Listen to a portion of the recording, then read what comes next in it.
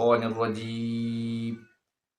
بسم اللہ الرحمن الرحیم وَلَقَدْ خَلَقْنَا الْإِنسَانَ وَنَعْلَمُ مَا تُوَسْوِسُ بِهِ نَفْسُهُ۔ قرآن کریم فرقان حمید کے سورۃ القاف کا دوسرا رکوع ہے۔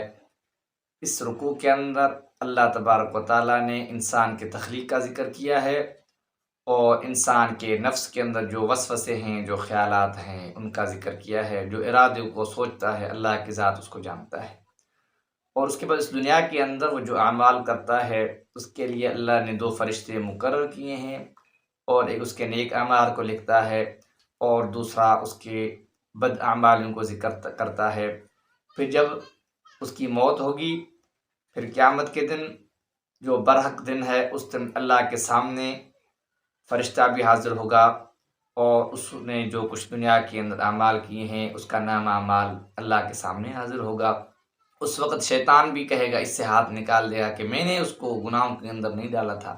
پھر یہی جھگڑا اللہ کے سامنے ہوگا۔ اللہ تعالیٰ نے اس کا ذکر کیا ہے کہ وَلَقَدْ خَلَقْنَا الْإِنسَانَ، ہم نے انسان کو پیدا کیا ہے، اور انسان کی خلقت یہ اللہ کی ذات ہی کر سکتی ہے۔ وَنَعْلَمُ مَا تُوَسْوِسُ بِهِ نَفْسُهُ، اور انسان کے نفس کے اندر جو وسوسہ، جو خیالات، جو ارادہ وہ سوچتا ہے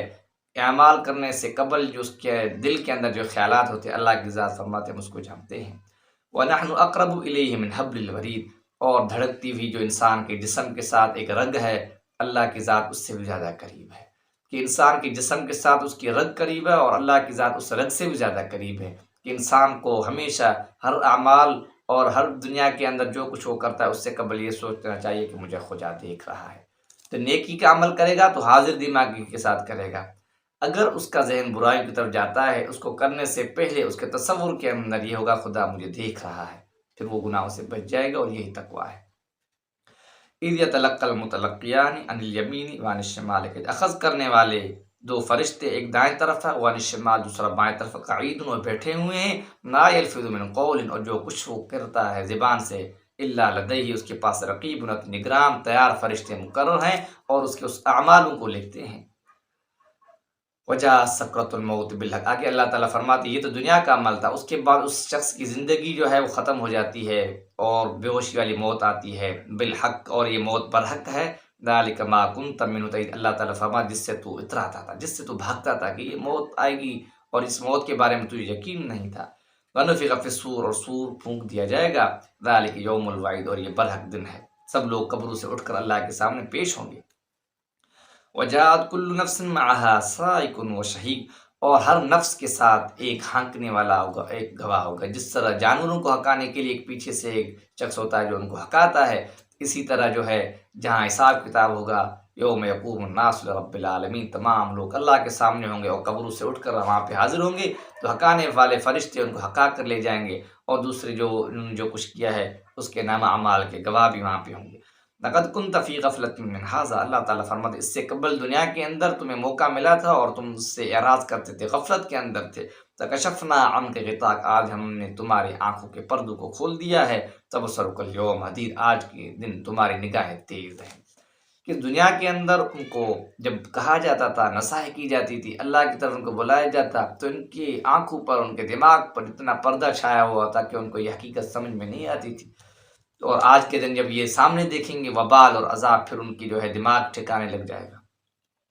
وقال کرینو، اور اس کا ساتھ جو فرشتہ ہوگا وہ کہے گا ھذا ما لدی عتید، میرے پاس جو کچھ اس کے نام اعمال ہے یہ حاضر ہے، جو کچھ اس نے دنیا کے اندر کیا ہے وہ وہاں پہ محفوظ ہوگا۔ القیا فی جہنم، اللہ تعالیٰ فرماتے ان کو ڈالو جہنم کے اندر، کل کفار عنید، ہر اس شخص کو، کفار جو منکر ہے، عنید جو حد سے زیادہ تجاوز کرنے والا ہے، مناع للخیر جو خیر سے لوگوں کو روکنے والا ہے، خود تو خیر بھلائی نیکیاں کام نہیں کرتا ہے، اور جو لوگ کرتے ہیں ان کو بھی یہ روکتا تھا کہ تم خام خواہ جو ہے اپنے آپ کو ضائع کر رہے ہو، اپنے پیسے کو ضائع کر رہے ہو، یہ خیر، یہ بھلائی، یہ نیکی کچھ نہیں۔ معتدن، اور یہ خود بھی حد سے تجاوز کرنے والا تھا، مریبن، اور شک تھا قیامت پر، برحق ہر چیز پر اس کو شک تھا۔ الذی جعل مع اللہ الہا آخر، جس نے اللہ کے ساتھ دوسرے معبودوں کو بھی خدا قرار دیا تھا، اور اللہ کے ساتھ اس نے شریک کیا۔ فالقیاہ فی العذاب الشدید، کو ڈال دو سخت عذاب کے اندر۔ قال کرینو، اور اس کا ایک دوست جو شیطان ہوگا وہ کہے گا ربنا ما اطغیتہ، میں نے اس کو نافرمانیوں کے اندر، سرکشیوں کے اندر، گناہوں کے اندر نہیں ڈالا، ولکن کان فی ضلال، یہ خود جو ہے گناہوں کے اندر تھا، دور کی جو ہے گمراہی کے اندر تھا، کہ جس شیطان کے کہنے پر اس نے دنیا میں اللہ کی مخالفت کی، پیغمبر کی مخالفت کی، دین کی، شریعت کی، اسلام کی مخالفت کی اور اپنے آپ کو گناہوں میں دسا دیا، اور وہی شیطان قیامت کے دن اللہ کے سامنے منکر ہوتا ہے کہ میں نے اس کو گناہوں سے نہیں روکا، تو یہ خود ایسا ہی تھا۔ قال اللہ تختصم، اللہ تعالیٰ فرمایا میرے سامنے جھگڑو نہیں، وقد قدمت الیکم بالوحی، میں نے اس سے قبل تمہاری طرف ڈرانے والی چیزیں بھیجی تھی، قیامت کے بارے میں تمہیں بتایا تھا، ما یبدل القول لدی، اور آج کے دن یہ بات تبدیل نہیں ہوگی، وما انا بظلام للعبید، اور میں اپنے بندوں پر کوئی ظلم کرنے والا نہیں ہوں۔ اس کے بعد اللہ تبارک و تعالیٰ نے تیسرے رکوع کے اندر قیامت کا ذکر کیا ہے، اس جہنم کی ہولناکی کا ذکر کیا ہے۔